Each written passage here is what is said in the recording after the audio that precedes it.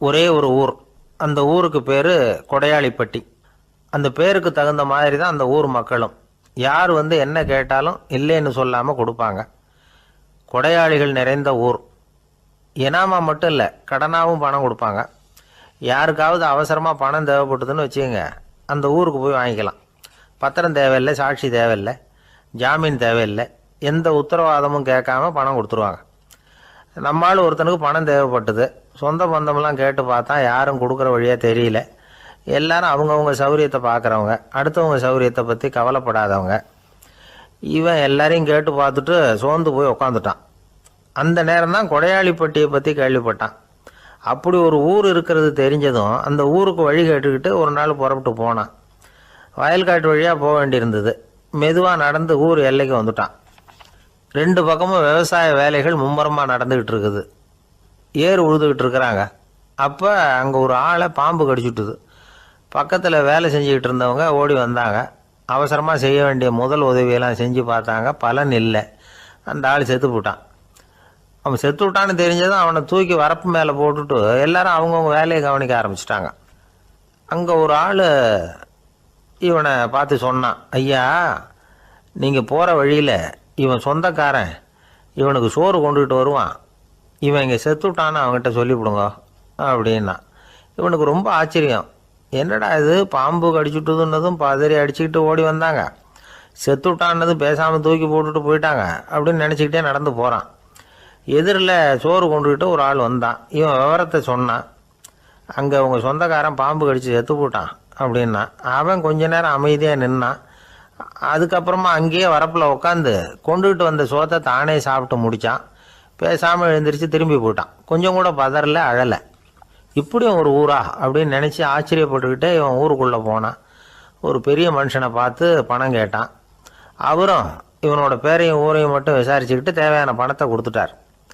பணத்தை வாங்கிட்ட பிறகு தன்னுடைய மனசை அரிச்சிக்கிட்டு இருந்த அந்த விஷயத்தை பற்றி கேட்டான். ஐயா, வழியில் ஒருத்தன் செத்துட்டான், அவனை அப்படியே தூக்கி வரப்பில் போட்டுட்டு எல்லாரும் வயல்வெளி வேலைகளை பார்த்துக்கிட்டு இருக்கிறாங்களே அப்படின்னா. இதுக்கு அந்த பெரியவர் சொன்னார், ஆமாம், அப்படி தான் செய்வோம். வேலை முடிஞ்சு வீட்டுக்கு திரும்புகிறப்போ அவனை தூக்கிட்டு வந்து அடக்கம் பண்ணிடுவோம் அப்படின்னார். ரொம்ப ஆச்சரியமாக இருக்கே அப்படின்னா. ஏன் உங்கள் ஊரில் யாராவது செத்துட்டா என்ன பண்ணுவீங்க அப்படின்னு கேட்டார். என்ன இப்படி கேட்குறீங்க, எங்கள் ஊரில் எல்லாம் பணத்தை தூக்க விட மாட்டாங்க, ஒப்பாரி வைப்பாங்க, கட்டி புரண்டு அழுது புலம்பி தீர்த்துருவாங்க அப்படின்னா. இவன் பெரியவர் பார்த்தார். அவங்ககிட்ட கொடுத்த பணத்தை லபக்குன்னு பறிச்சுக்கிட்டார். திருப்பி வாங்கிட்டார். இவன் பதறி போய் நிற்கிறான். அவர் சொன்னார், பணத்தையே விட மாட்டேன்னு கட்டுப்பிடிச்சி அழுதா நான் கொடுத்த பணத்தை மட்டும் எப்படி திருப்பி கொடுக்க போகிறேன், போயிட்டு வா அப்படின்னு விரட்டி விட்டாரான். இந்த கதையை நண்பர் ஒருத்தர் சொன்னார். கதை வேடிக்கையாக தெரிஞ்சால் கூட இதில் கருத்து உண்டு. பணம் பிணம் இது ரெண்டையுமே விடுறதுக்கு அவ்வளவு சுலபமாக மனம் வர்றதில்லை. இந்த 2 விஷயங்கள்லேயும் அறிவார்ந்த செயல்பாடு தேவை. ஒரு பேருந்து மரத்தில் மோதி விட்டுது. எல்லாரும் அடிபட்டு முனைகிட்டு கிடக்கிறாங்க. டிரைவர், கண்டக்டர் இவங்களுக்கும் அடி. அவங்களும் ஒரு பக்கம் கிடக்கிறாங்க. ஒரு மூலையில் கிடக்கிற ஒருத்தன் மெதுவாக முக்கி முனகி கண்டக்டர்னு சத்தம் போடுறான். கண்டக்டர் மெதுவாக நகர்ந்து அவங்ககிட்ட போய் என்னன்னு விசாரிக்கிறார்.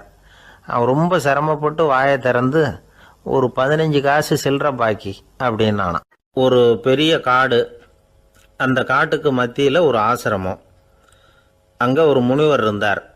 பல இடங்கள்லேருந்து வர்ற குழந்தைகளுக்கு அவர் பாடம் சொல்லி கொடுத்துக்கிட்டு இருக்கிறார். ஏழை பணக்காரர் அப்படிங்கிற வித்தியாசம்லாம் கிடையாதுங்க. எல்லாரும் அவர்கிட்ட தங்கள் பிள்ளைகளை அனுப்பி வச்சாங்க. மன்னர்களுடைய பிள்ளைங்க கூட அங்கே அவர்கிட்ட தான் படிக்கிறதுக்கு வருவாங்க. ஆனால் அந்த முனிவரை பொறுத்த வரைக்கும் எல்லா பிள்ளைங்களும் ஒன்று தான். இது யார் வீட்டு பிள்ளைன்னெல்லாம் பார்க்க மாட்டார். எல்லாரும் சமம். மாணவர்கள்லாம் அங்கேயே மாத கணக்கில் வருஷ கணக்கில் தங்கியிருந்து பாடம் கற்றுக்கிட்டு போகிறது வழக்கம். அவராக பார்த்து போன்னு சொல்கிற வரைக்கும் அங்கேயே இருக்கணும், படிக்கணும். குருகுல வாசம். ஒரு சமயம் ஒரு ராஜகுமாரனும் அவர்கிட்ட படிச்சுக்கிட்டு இருந்தான். அவனுக்கு ஒரு 15 வயசு இருக்கும். சில வருஷம் கழித்து இந்த முனிவர் தன்கிட்ட இருக்கிற மாணவர்களுக்கெல்லாம் பரீட்சை வச்சார். அவங்களுடைய அறிவு முதிர்ச்சியை கணிக்கிறதுக்காக பல சோதனைகள்லாம் வச்சார். ஒவ்வொருத்தராக பார்த்து இனிமேல் நீங்கள் உங்கள் வீட்டுக்கு போகலாம் அப்படின்னு சொல்லி அனுப்பி வச்சுக்கிட்டு இருக்கிறார். எல்லாரும் போயிட்டாங்க. கடைசியாக மிஞ்சி இருந்தது ஒரே ஒரு மாணவன். அவனை மட்டும் வீட்டுக்கு அனுப்பலை. யார் அந்த பையன் தெரியுமா? அவன்தான் அந்த ராஜகுமாரன். ராஜகுமாரனுடைய தந்தைக்கு, அதுதான் இந்த ராஜாவுக்கு, அங்கே வயசு ஏறிக்கிட்டே போகுது. என்ன இது படிக்க போன பையன் இன்னும் திரும்பி வரலையே அப்படின்னு நினச்சார். வந்துட்டா சீக்கிரமாக அவனுக்கு பட்டம் கட்டிவிட்டு நாம் விலகிக்கலாமே அப்படின்னு நினச்சாரு. கல்யாணம் வேறு பண்ணி பார்க்கணும் பையனுக்கு. ஆனால் பையன் வர்ற வழியை காணும். ராஜா பார்த்தார். சரி, நேர்லேயே போய் என்னன்னு தெரிஞ்சுட்டு வந்துடுவோம் அப்படின்னு காட்டுக்கு புறப்பட்டார். அங்கே போய் முனிவரை பார்த்தார். முனிவர் இவரை அன்பாக வரவேற்று உட்கார வச்சார். அதுக்கப்புறம் ராஜா மெதுவா, எல்லாரையும் வீட்டுக்கு அனுப்பி வச்சுட்டிங்களாமே, ஏன் பிள்ளைய மட்டும் அப்படின்னு சொல்லி மெதுவாக இழுத்தார். முனிவர் இதுக்கு உடனே பதில் சொல்லலை. ராஜாவை கூப்பிட்டுட்டு போய் விருந்தினர் குடிசையில் தங்க வச்சார். அதுக்கப்புறம் சொன்னார், உங்கள் மகன் எல்லா பாடங்கள்லேயும் முதலிடம் வாங்கியிருக்கான். இப்படி முதலாவதாக வர்ற மாணவனுக்கு நாங்கள் இன்னொரு தேர்வு வைக்கிறது வழக்கம். அதுலேயும் அவன் முதலாவதாக வந்துட்டான்னா அவன் ஒரு பெரிய வித்வான் அப்படிங்கிற கௌரவத்தை அடைஞ்சிருவான் அப்படின்னார். அதாவது முனிவர் அப்படி சொல்கிறார். அப்படி சொல்லிவிட்டு போயிட்டார் அவர். ராஜா அங்கேயே தங்கிட்டார். ராத்திரி படுத்து தூங்கினார். காலையில் எழுந்திரிச்சு அந்த குடிசைக்கு வெளியில் வந்தார் பல்லு விளக்கிறதுக்காக. அந்த சமயத்தில் தூரத்தில் ஒருத்தன் ஒரு கையில் கோடாலியை வச்சுக்கிட்டு தலையில் ஒரு பெரிய விறகு கட்டை சுமந்துக்கிட்டு வந்துக்கிட்டு இருக்கிறது மாதிரி தெரிஞ்சுது. யாராவது விறகு வெட்டியாக இருக்கும் அப்படின்னு நினச்சார் ராஜா. கிட்ட வந்ததும் உத்து பார்க்குறாரு. பார்த்தா அது தன்னோட புள்ள. திகைச்சு போயிட்டார். என்ன இது, ஒரு ராஜகுமாரனை கூட இது மாதிரி வேலையெல்லாம் செய்ய சொல்கிறாங்களே அப்படின்னு நினச்சார். ராஜகுமாரன் விறகு கட்டை கொண்டுகிட்டு போய் கொல்லை பக்கம் வச்சான். அந்த சமயம் முனிவர் அங்கே வந்தார். என்ன மகனே, விறகு வெட்டிட்டு வந்துட்டியா? சரி, இப்போ ஒரு துடைப்பத்தை எடுத்துக்கோ, விருந்தினர் குடிசையின் வாசல் பக்கத்தை கூட்டி பெருக்கி சுத்தம் பண்ணு போ அப்படின்னார். அப்படியே செய்கிறேன் குருவே அப்படின்னு சொல்லிவிட்டு போனான். சுத்தம் பண்ண ஆரம்பிச்சிட்டான். ராஜா பார்த்தார் இதை. உடனே ஓடியாந்தார். மகனே, என்ன காரியம் பண்ணுற? துடப்பத்தை கீழே போடுனார். இப்போ அந்த ராஜகுமாரன் சொல்கிறான், தந்தையே, இது என்னுடைய குருதேவரோட உத்தரவு. இங்கே நான் ஒரு மாணவன். இங்கே அரசனும் ஒன்று தான், ஆண்டியும் ஒன்று தான். குருதேவர் சொல்கிறத மறுக்காமல் செய்கிறது தான் எங்கள் கடமை அப்படின்னா. இந்த சமயம் முனிவர் அங்கே வந்தார். இவனை முதுகில் தட்டி கொடுத்தார். அப்புறம் ராஜா கிட்ட சொன்னார், அரசே, உங்கள் புள்ள எங்கள் கடைசி தேர்வுலேயும் வெற்றி பெற்றுட்டான். பணிவு தான் மாணவர்களின் மிக உயர்ந்த குணம். குருநாதர் சொல்கிறது மனசுக்கு பிடிக்கலன்னா கூட மறுக்காமல் செய்யணும். அப்படி செய்யறதுனால எதை செய்யலாம் எதை செய்யக்கூடாது அப்படிங்கிற விவேகம் அவங்களுக்கு வந்துடும். செய்யக்கூடாததை கூட பெரியவங்க சொல்லிவிட்டா செஞ்சு தான் ஆகணும் அப்படிங்கிற பணிவு அவங்களுக்கு வந்துடும். இந்த குணம் வந்துட்டுதுன்னா அவங்க எத்தனை கடினமான வேலையாக இருந்தால் கூட ரொம்ப சுலபமாக செஞ்சு முடிச்சிருவாங்க. தூக்கத்திலேயும் அப்புறம் துக்கத்திலேயும் தோண்டு போட மாட்டாங்க. இந்த பணிவும் விவேகமும் அவங்கக்கிட்ட மன உறுதியை ஏற்படுத்தும். அந்த உறுதி உங்கள் பையனுக்கு வந்தாச்சு. இனிமேல் அவனை நீங்கள் அழைச்சிட்டு போகலாம். அவன் நிச்சயமாக பேரும் புகழும் பெறுவான் அப்படின்னார். ராஜா அவரை பார்த்து, குருதேவா, புரிஞ்சுக்கிட்டேன், என்னை மன்னிக்கணும் அப்படின்னாரு. அதுக்கப்புறம் மகனை அழைச்சிக்கிட்டு நாட்டுக்கு திரும்பி வந்துட்டார். இந்த கதையை இன்று ஒரு தகவலில் சொல்லுங்கள் சார், உங்கள் நிகழ்ச்சியில் சொல்லுங்கள் சார் அப்படின்னு சொல்லி மாணவர்கள் கேட்டால் பணிவாக இருக்கிறது எப்படி அப்படிங்கிறத புரிஞ்சுக்குவாங்க அப்படின்னு சொன்னார் ஒருத்தர். சரி, சொல்லுவோம். அதுக்கு முன்னாடி நேர்லேயே ஒரு பையன்கிட்ட சொல்லி பார்க்கலாமே அப்படின்னு தோணுச்சு. உடனே ஒரு பையனை கூப்பிட்டோம். ஏன்பா, உங்கள் வாத்தியார் உனக்கு இது மாதிரி ஒரு பரீட்சை வச்சா என்ன பண்ணுவேன் அப்படின்னு கேட்டோம். நானும் அப்படி தான் சார் நடந்துக்குவேன். விறகு வெட்டுவேன், தொடப்பத்தினால கூட்டி சுத்தம் பண்ணுவேன், உடனே செஞ்சு முடிச்சிருவேன் சார் அப்படின்னா. பலே பரவாயில்லையே அப்படின்னோம்.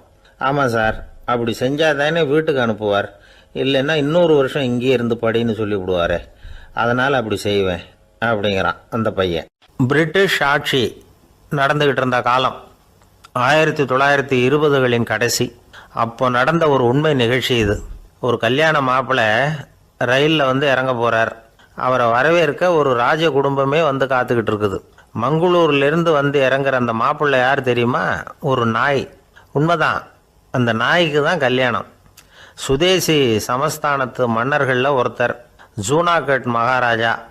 அவரோட வளர்ப்பு நாய் ரோஷனாரா. அதுக்கு கல்யாணம் பண்ணி வைக்கணும்னு ஆசைப்பட்டார். மாப்பிள்ளை தேடினார். மங்களூர் மகாராஜாவோட வளர்ப்பு நாய் ஒன்று இருந்தது, பேர் பாபி. இது ரெண்டுக்கும் கல்யாணம் நடத்த முடிவு பண்ணார். திருமணத்துக்கு வேண்டிய எல்லா ஏற்பாடுகளையும் பண்ணுங்க அப்படின்னு உத்தரவு போட்டார். ஆயிரக்கணக்கான அழைப்புதழ்கள், பல சமஸ்தான மன்னர்கள், ஜமீன்தார்கள், பிரிட்டிஷ் அதிகாரிகள், பெரிய பணக்காரங்க, இப்படி நிறைய பேருக்கு அழைப்புதழ்கள் அனுப்பி வச்சாங்க. பத்திரிகையை பார்த்தவங்கெல்லாம் திகைச்சு போயிட்டாங்களாம். இருந்தாலும் என்ன பண்ணுறது, ராஜாவே அழைக்கிறார், போகாமல் இருக்க முடியுமா? அந்த சமயத்தில் நாட்டின் கவர்னர் ஜெனரலாக இருந்தவர் இர்வின் பிரபு, அவருக்கும் ஒரு பத்திரிக்கை போயிருக்குது. வாங்கி பார்த்ததும் அவருக்கு பயங்கர எரிச்சல். உடனே குப்பை தொட்டியில் போட்டுவிட்டாராம். மாட்சிமை தங்கிய பிரிட்டன் சக்கரவர்த்தியின் பிரதிநிதியான தன்னை கேவலம் ஒரு நாயின் திருமணத்துக்காக அழைக்கிறதா அப்படின்னு அவருக்கு ஆத்திரம். இருந்தாலும் கல்யாணம் பிரமாதமாக நடந்துதான். கல்யாணத்தன்னைக்கு பொண்ணுக்கு ஸ்பெஷல் குளியல், தண்ணீருக்கு பதிலாக வாசனை திரவியங்கள், பன்னீர், குளித்ததுக்கு அப்புறம் அலங்காரம், வைர மாலை, முத்து மாலை, ஏகப்பட்ட அலங்காரம். மாப்பிள்ளையை அழைக்கிறதுக்கு ரயில்வே ஸ்டேஷனில் ராஜ குடும்பமே காத்துக்கிட்டு இருக்குது. அவங்களோட வளர்ப்பு நாய்கள் 250. அத்தனை நாய்களுக்கும் பட்டு துணி போத்தி இருக்குது. முத்து வடங்கள் அணிவிச்சிருக்கிறாங்க. எல்லாம் ராஜ நாய்கள். அதுகளையும் வீதியில் நடக்க விடலையாம். அதுகளை சுமந்துக்கிட்டு போக அலங்கரிக்கப்பட்ட யானைகள் காத்துக்கிட்டு இருக்குதான். மாப்பிள்ளைக்கு வரவேற்பு எப்படி தெரியுமா? அது நடந்து வர்ற பாதை பூரா ரத்தன கம்பளம் விரிச்சிருக்குது. 2 பக்கமும் ராஜாங்க அதிகாரிகள் கைகட்டி நிற்கிறாங்க. அரசு படை வீரர்கள் அணிவகுப்பு மரியாதை செலுத்துகிறாங்க. அந்த நாய் ராஜ மரியாதையோடு நடந்து வருது. நகையெல்லாம் போட்டுக்கிட்டு வருது. திருமண மண்டபத்துக்கு சேருது. அங்கே கல்யாணம் அமோகமாக நடக்குது. இந்த திருமணத்தை முன்னிட்டு அந்த ஜூனாகட் சமஸ்தானத்துக்கு 3 நாள் விடுமுறை வேறு. கல்யாணத்துக்கு வந்திருந்தவங்களுக்கெல்லாம் ஏக தடபுடலாக விருந்து, நாட்டியம் எல்லாம் பிரமாதமாக நடந்து தான். இந்த கல்யாணத்தில் கலந்துக்க வந்திருந்த மற்ற சமஸ்தானத்து மன்னர்கள், தீவான்கள், அரச குடும்பத்தினர், இப்படி அவங்க 700 பேராம். அவங்க போகிறதுக்காக விசேஷ ரயில்கள்லாம் வேற விட்டுருக்காங்க. கல்யாணம் முடிஞ்சதும் அந்த நாய் தம்பதிகளோட பெரிய பெரிய மன்னர்கள்லாம் ஒன்றா உட்காந்து சாப்பிட்டாங்களாம். ஏர் கண்டிஷன் அறையில் அந்த தம்பதிகள் கொஞ்ச காலம் வாழ்ந்துருக்கிறாங்க. கொஞ்ச நாளில் மாப்பிள்ளைக்கு மரியாதை குறைய ஆரம்பிச்சுட்டுது. வெளியில் துரத்தி விட்டாங்களாம். அந்த பெண் நாய் மட்டும் ராஜ போகங்களை அனுபவித்து வந்து தான். இந்த கல்யாணத்தை பார்த்துட்டு தொடர்ந்து மற்ற சமஸ்தானத்து மன்னர்களும் நாய் திருமணங்கள் நடத்த ஆரம்பிச்சுட்டாங்களாம். இது உண்மையில் நடந்திருக்குது. இப்படி அது இருக்கட்டும். இப்போ நம்ம கதைக்கு வருவோம். ஒரு ராஜாவுக்கு ரொம்ப நாள் கழித்து ஒரு குழந்தை பிறந்து தான். அரண்மனை ஜோசியரை கூப்பிட்டுருக்கார் ராஜா. ஜோசியரே, என் மகன் வருங்காலத்தில் சிறந்த வாழ் வீரனாக வரணும்னு ஆசைப்படுறேன், வருவானாங்கிறத கொஞ்சம் பார்த்து சொல்லுங்களேன் அப்படின்னாராம். ஜோசியர் சொன்னார், மன்னா, உங்கள் புள்ள வாழ் வீரனாக வர்றது கஷ்டம். ஆனால் அவரும் உங்களை மாதிரியே நாய்க்குட்டிகள் பேரில் பிரியமாக இருப்பார், அதுகளுக்கு கல்யாணமும் பண்ணி வைப்பார் அப்படின்னாராம். அது எப்படி கண்டுபிடிச்சிங்க அப்படின்னு கேட்டிருக்கார் ராஜா. அரசே, உங்கள் பிள்ளைக்கு வாழ் மேலே உள்ள பிரியத்தை காட்டிலும் நாய் மேலே உள்ள பிரியம் அதிகங்கிறதுக்கான அறிகுறி இப்போவே தெரியுது. நல்லா கவனித்து பாருங்கள். அவர் வாழ்னு கத்துறாரு அப்படின்னாரு. கவனித்து பார்த்துட்டு அப்படி எனக்கு காதில் விழலையே அப்படின்னாராம் மன்னர். அதனால தான் சொன்னேன், அவர் கத்துறது வாழ்னு கத்தலை, வள்ளுன்னு கத்திக்கிட்டு இருக்கார், அதனால தான் அப்படி சொன்னேன் அப்படின்னாராம் அரண்மனை ஜோசியர். உங்கள் பையன் எப்படி சார் இருக்கான் அப்படின்னு விசாரித்தார் ஒருத்தர். அவன் என்ன சார், எதை சொன்னாலும் காதில் வாங்க மாட்டேங்கிறான், அவன் பாட்டுக்கு போகிறான் வர்றான் அப்படின்னு சொல்லி அழுத்துக்கிட்டார் அப்பா. பெரியவங்க சொல்கிறத சின்ன பிள்ளைங்க கேட்கறது இல்லைங்கிறது ஒரு குறை. பெரியவங்க சொல்கிறது சின்ன பிள்ளைங்க காதிலேயே விழறது இல்லைங்கிறது ஒரு குறை. இது கொஞ்சம் சீரியஸான விஷயம், கவனித்து பார்க்கணும். ஒரு குழந்தைக்கு காது சரியாக கேட்குதா இல்லையா அப்படிங்கிறத நாம தான் கவனித்து பார்த்து கண்டுபிடிக்கணும். அதுவாக நம்மக்கிட்ட தவழ்ந்து அப்பா எனக்கு காது கேட்கல, அழைச்சிட்டு போங்க டாக்டர்கிட்ட அப்படின்னுலாம் சொல்லிக்கிட்டு இருக்காது. அது சரி, ஒரு குழந்தைக்கு காது சரிவர கேட்குதா இல்லையா அப்படிங்கிறத முன்கூட்டியே நாம் தெரிஞ்சுக்கிறது எப்படி? அதுக்கு சில வழி இருக்குது. உங்கள் குழந்தைய கொஞ்சம் அப்படியே கவனித்து பாருங்கள். அடிக்கடி ஜலதோஷம், காதில் அரிப்பு ஏற்படுதா, மூக்கு விரிவாகவும், அப்புறம் டான்சில், அடினாய்டு, சத அழற்சி, இது மாதிரி ஏதாவது இருக்கா, வாயிலிருந்து எச்சில் ஒழுகுதா, குழந்தை வாயினால் சுவாசிக்குதா, பற்கள் முன்னாடி தள்ளி வளருதா, இதெல்லாம் அதுக்கு அறிகுறி. அப்புறம் இந்த VBDF TH இப்படி இந்த ஒலிகள் சேர்ந்த வார்த்தைகளை குழந்தை சரியாக புரிஞ்சுக்காது. இப்போ உதாரணத்துக்கு பட்டுன்னு சொல்லு குழந்தை அப்படின்னீங்கன்னா அது வந்து கட்டுன்னு சொல்லும். அதாவது பட்டு சவுண்டை அதால் புரிஞ்சிக்க முடியல. அப்புறம் உங்கள் குழந்தை வந்து உங்களை உறக்க பேச சொல்கிறானா, அடிக்கடி கேள்வி கேட்குறானா, சாப்பிட்றப்போ கவனம் இல்லாமல் இருக்கானா, படிப்பில் போதுமான முன்னேற்றம் இல்லையா, வகுப்பில் சரியாக கவனிக்கிறது இல்லையா, இப்படிலாம் இருந்தால் ஆரம்பத்திலேயே டாக்டர்கிட்ட அழைச்சிட்டு போய் சிகிச்சையை வந்து ஆரம்பிச்சுடலாம், குணப்படுத்தி விடலாம். குழந்தைக்கு காது சரியாக கேட்கலன்னா நீங்கள் செய்ய வேண்டியது என்ன தெரியுமா? அவனுக்கு காது கேட்கலேங்கிறதுக்காக அவன் முன்னாடி சத்தம் போட்டு பேசக்கூடாது. மெதுவாக சீராக பேசணும், அவனை பார்த்து பேசணும். உங்கள் உதட்டு அசைவுகள் வந்து அவனுக்கு உதவும், அதை பார்த்தே புரிஞ்சுக்குவான். நீங்கள் வாயில் வெத்தலை பாக்கு போட்டுக்கிட்டோ புகை பிடிச்சிக்கிட்டோ பேசக்கூடாது. அப்படி பேசினா அவனால் அந்த உச்சரிப்பை சரியாக புரிஞ்சிக்க முடியாது. ஒரு வார்த்தையை சொல்கிறீங்க, அவனுக்கு புரியல அப்படின்னா அதே வார்த்தையை மறுபடியும் சொல்லணும். அவனுக்கு நீங்கள் முதல்ல சொன்ன வார்த்தை புரியலேன்னு நினச்சிக்கிட்டு மறுபடியும் திருப்பி சொல்கிறப்போ அதே அர்த்தம் வரக்கூடிய வேறு வார்த்தையை சொல்லக்கூடாது. இப்படிலாம் நடந்துக்கிட்டால் அவனுக்கு வந்து மன திடத்தை ஏற்படுத்த முடியும். இல்லைன்னா அவனுக்கு வந்து தாழ்வு மனப்பான்மை வந்துடும். குழந்தைக்கு காது கோளாறுன்னா ஆரம்பத்திலேயே டாக்டர்கிட்ட அழைச்சிட்டு போனால் போதும், குணப்படுத்தி விடலாம். அப்புறம் பார்த்துக்கலாமே அப்படின்னு அலட்சியமாக இருந்துட்டால் தான் கஷ்டம். சில பேர் கோபத்தில் சின்ன பிள்ளைங்க காதை பிடிச்சி திருகிறது உண்டு. இது ரொம்ப தப்பு. காது கையோடு வந்துட்டால் என்ன பண்ணுறது? ஒரு வேடிக்கை கதை, அது கதை தான், நிஜமாக நடந்ததில்லை, அது மாதிரி நடக்கவும் நடக்காது. ஒரு வேடிக்கைக்காக சொல்லப்படுற கதை. அதாவது ஒரு வீட்டில் அப்பா வந்து அம்மாவை பார்த்து சொல்லிகிட்டு இருக்கார், இதை பாரு, நாளைக்கு காலையில் என்னை சீக்கிரம் எழுப்பி விட்ரு, நான் செங்கல்பட்டு வரைக்கும் போயிட்டு வர வேண்டியிருக்கு அப்படின்னாராம். இதை அவங்க பையன் காதில் வாங்கிட்டு இருக்கான். அப்பாவுக்கு சிரமம் வேண்டாமே அப்படின்னு நினச்சி அவனே காலையில் யாருக்கும் தெரியாமல் எழுந்திரிச்சு புறப்பட்டு செங்கல்பட்டுக்கு போட்டான். சாயந்தரமாக திரும்பி வந்தான். அப்பா பையனை காணாமல் அலமோதிக்கிட்டு இருக்கிறார். சாயந்தரமாக பையனை பார்த்ததும் எங்கடா போயிட்டு வந்தேன்னு கேட்டார் கோவமாக. செங்கல்பட்டுக்கு போயிட்டு வந்தேன்ப்பா, நீ வேணா அலைய வேண்டாமேன்னு அப்படின்னா. எதுக்கடா போனேன்னு அதட்டினார். அதான்ப்பா, நீ நேற்று வந்து அம்மாக்கிட்ட சொல்லிக்கிட்டு இருந்த, அதை காதில் வாங்கினேன், உனக்காக நான் போயிட்டு வந்தேன் அப்படின்னா. உடனே எந்த காதில் வாங்கினேன் அப்படின்னு சொல்லி காதை பிடிச்சி திருகினார். அந்த காது கையோடு வந்துட்டுது. இது நடந்து கொஞ்ச நாள் கழித்து அந்த அப்பாவும் பையனும் கடத்தெருவில் போய்கிட்டு இருக்கிறாங்க. எதிரில் ஒரு நாய் ஓடி வந்தது.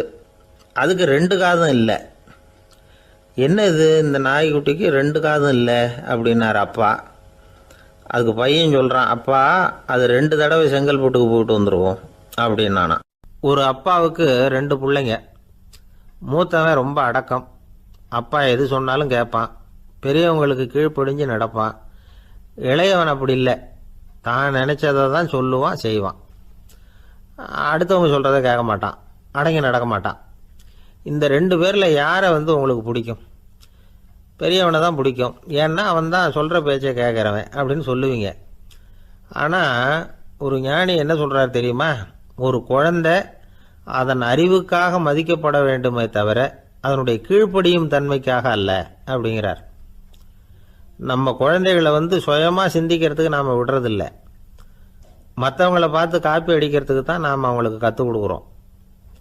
புகழ்பெற்ற மனிதர்கள் சிலருடைய பேரை சொல்லி நீயும் அவர் மாதிரி ஆகணும், இவர் மாதிரி ஆகணும் அப்படின்னு சொல்லிகிட்டே இருக்கிறோம். குழந்தைகள் வந்து தங்களுடைய தனித்தன்மையை வளர்த்துக்கிறதுக்கு நாம் தடையாக இருக்கிறோம். ஒரு குழந்தைகிட்ட அனாவசியமாக வந்து நம்பிக்கையை வளர்த்துடக்கூடாது, எந்த கோட்பாட்டையும் திணிக்கக்கூடாது. நாம் ஏற்கனவே அர்த்தமில்லாத கருத்துக்களையும் கொள்கைகளையும் மனசில் போட்டு நிரப்பி வச்சுருக்கிறோம். இந்த உலகத்துக்கு புதுசாக வந்து சேர்ந்திருக்கிற ஒரு குழந்தையின் தூய்மையான மனசில் நம்ம கருத்துக்களை அறிமுகம் செய்ய அல்லது திணிக்கிறதுக்கு நமக்கு எந்த அதிகாரமும் கிடையாது. ஒரு குழந்தைய நீ இந்த மதத்தை சேர்ந்தவன் அப்படின்னு பிறந்ததுமே ஒரு முத்திரை குத்தி விடுறோம். இது அதோட சுதந்திரத்தை ஆரம்பத்திலேயே கிள்ளி எறிகிறது மாதிரி தான். நீங்கள் ஒரு மதத்தின் வழிமுறைகளை கடைப்பிடிச்சிக்கிட்டு வர்றீங்க, அந்த வழியில் போய்கிட்டு இருக்கிறீங்க, சரி, அதனால் போகிறீங்க. அதுக்காக உங்கள் குழந்தையையும் அதே வழியில் தான் வரணும் அப்படின்னு கட்டாயப்படுத்துறதுக்கு உங்களுக்கு என்ன உரிமை இருக்குது? அந்த குழந்தை சுயமாக சிந்திச்சு ஒரு முடிவுக்கு வரட்டுமே, அதுக்கு நீங்கள் ஏன் தடையாக இருக்கிறீங்க? நமக்கு உண்மையிலேயே நம்ம குழந்தை மேலே அன்பு இருந்தால் இது மாதிரி திணிப்பு வேலைகளை செய்யக்கூடாது.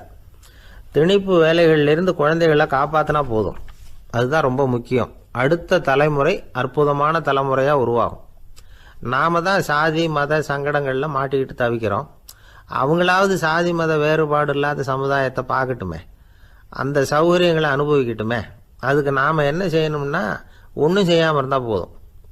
ஒரு குழந்தைகிட்ட நம்ம கருத்தை திணிக்கும் பொழுது என்ன ஆகுது தெரியுமா?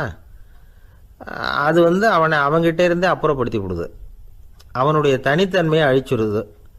அவனை ஒரு எல்லைக்குள்ளே திணிச்சுடுது. இதெல்லாம் அன்புங்கிற பேரால் பெற்றோர்கள் செய்கிற தப்பு.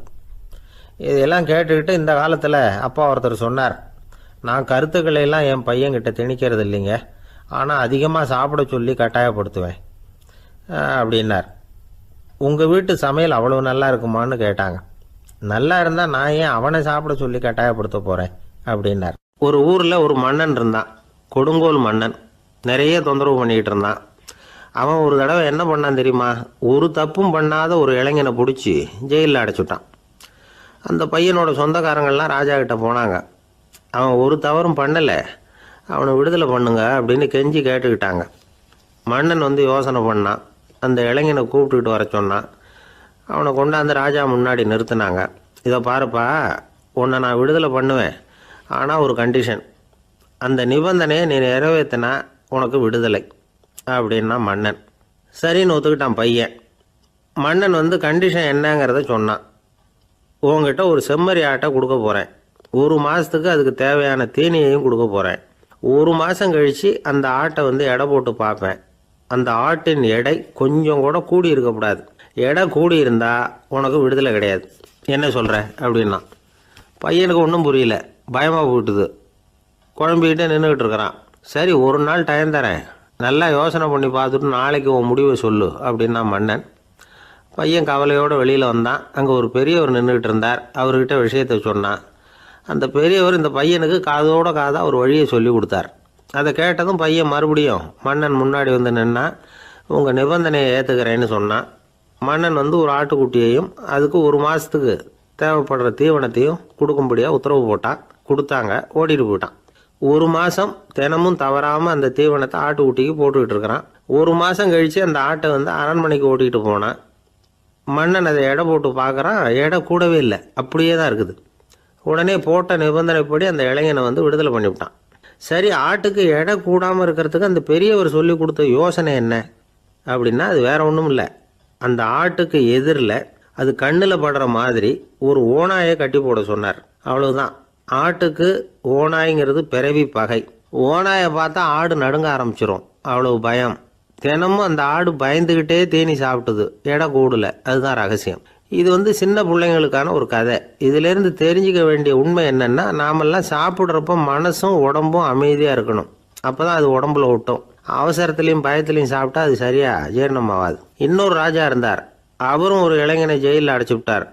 விடுதலை பண்ணணும்னா ஒரு கண்டிஷன்னார். என்னன்னு கேட்டான்.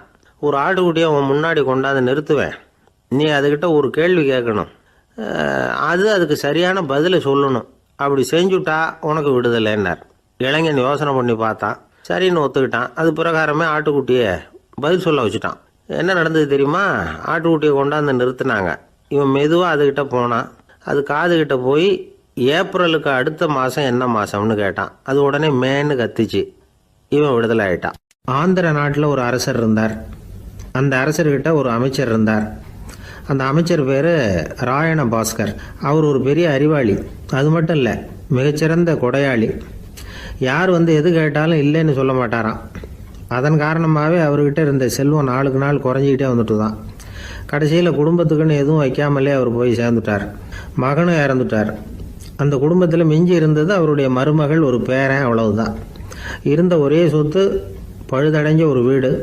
அந்த அம்மா மற்ற வீடுகளில் வேலை செஞ்சு தன்னுடைய பிள்ளைய படிக்க வச்சுக்கிட்டு வராங்க. அந்த புள்ள ஒரு பெரிய வள்ளலுடைய பேரன்கிறது அந்த பள்ளி வாத்தியார்களுக்கும் தெரியும்.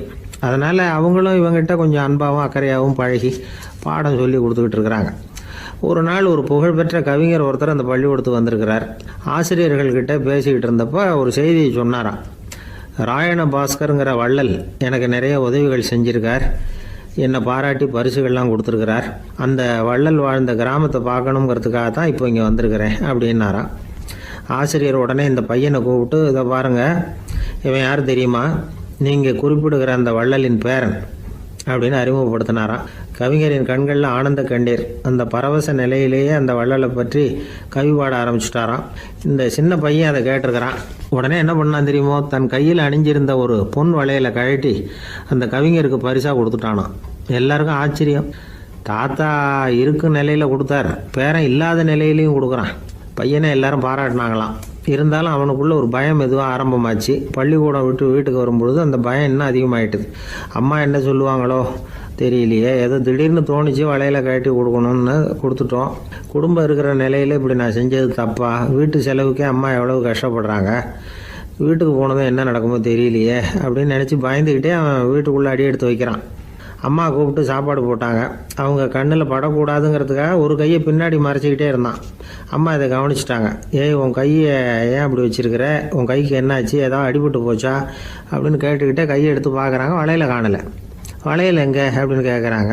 இவன் தயங்கிக்கிட்டே நடந்ததை சொல்கிறான்.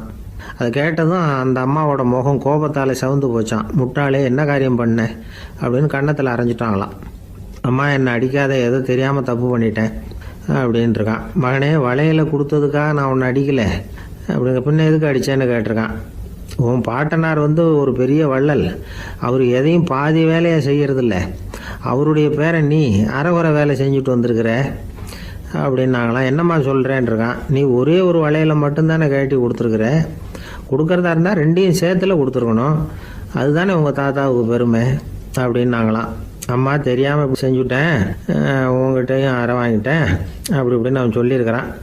இப்போ அம்மா கொஞ்சம் இருங்க, அந்த கவிஞர் இன்னைக்கு நம்ம ஊரில் தான் தங்கியிருப்பார், நாளைக்கு காலையில் தான் அவர் எங்கே இருக்காருன்னு விசாரித்து இன்னொரு வளையலையும் கொடுத்துட்றேன் அப்படின்ட்டுருக்கான். மகனே, நல்ல செயல்களையெல்லாம் நாளைக்குன்னு ஒத்தி போடாத, நாளைக்கு என்ன நடக்குங்கிறது யாருக்கு தெரியும், இப்போவே போ, எங்கே இருக்காருன்னு பாரு அப்படின்ட்டுருக்காங்க.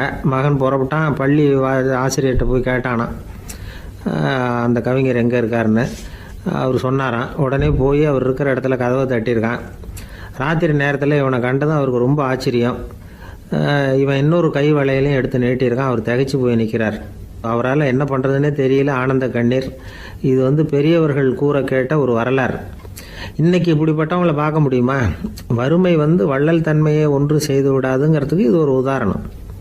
ஒருத்தன் இன்னொருத்தனை பார்த்து கேட்டானா, எங்கள் தாத்தா உங்கள் தாத்தாவுக்கு 100 ரூபா கடன் கொடுத்துருக்கிறார், அதை எப்போ திருப்பி கொடுக்க போகிறேன்னு. கவலைப்படாத, எங்கள் பேரன் அதை உங்கள் பேரன்ட்ட திருப்பி கொடுத்துருவான் அப்படின்னு அவன். எனக்கு வாழ்க்கையே வெறுத்து போச்சு சார் அப்படின்னு சொல்லிட்டு ஒருத்தர் வந்தார்.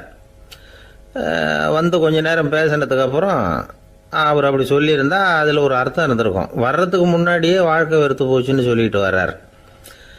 என்ன சார் விஷயம்னு விசாரித்தோம். எங்கள் வீட்டில் தினம் 3 வேளையும் ஒரே மாதிரி சாப்பாடு சார், வித்தியாசமே கிடையாது. இப்படியே 3 மாதமாக சாப்பிட்டுக்கிட்டு இருக்கிறேன். அதை விட பட்டினி கிடந்து செத்துடலாம்னு தோணுது அப்படின்னார். ஒரு பெரியவர் சொன்ன தத்துவத்தை சொல்கிறதுக்கு ஆள் கிடைக்காம தவிச்சுக்கிட்டு இருந்தோம். இப்போ ஒருத்தர் கிடைச்சிட்டார், விட்டுலாமா? உடனே அவரை உட்கார வச்சு சொல்ல ஆரம்பிச்சிட்டோம். அதாவது நாம் அனுபவிக்கிற உணர்வுகளில் களிப்பு, மகிழ்வு, ஆனந்தம், இது 3க்கும் ஒன்றுக்கு ஒன்று வித்தியாசம் உண்டு. மேம்போக்காக பார்க்குறதுக்கு இது 3 ஒன்று மாதிரி தோணும். ஆனால் அது அப்படி இல்லை. களிப்புங்கிறது உடம்பை பொறுத்தது, மகிழ்வுங்கிறது மனசை பொறுத்தது, ஆனந்தம்ங்கிறது ஆன்மாவை பொறுத்தது. இப்படி இந்த 3 வகையான அந்த சுவைப்புகளின் தன்மையும் வேற வேற. இப்போ முதல்ல களிப்புங்கிறத எடுத்துக்குவோம். நம்ம புலன்களுக்கு களிப்பை தரக்கூடிய பொருள்களுக்கு சில விசேஷ குணம் உண்டு. அது எப்படின்னா, சீக்கிரமே சலிப்பை உண்டு பண்ணும். ஒருத்தர் அந்த பொருளை எடுத்துக்கிட்டா அது இன்னொருத்தருக்கு குறைஞ்சிரும்.